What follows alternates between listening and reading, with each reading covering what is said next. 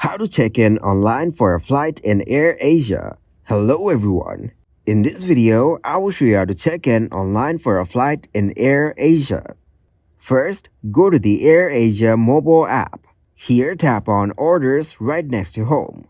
Now tap on Check in on your booked flight. Tap on Get Started. Then select View or Print Boarding Pass. Go ahead and enter your country or region. Then tap on Continue. Make sure to declare COVID-19 policies. Tap on Continue. Scroll down and tap on I agree. Lastly, select Continue to check in. That is how you can check in online for a flight in AirAsia. Thank you guys for watching this video. Hope you got some value. Make sure to like the video and subscribe to the channel to get notified for new videos. See you in the next one.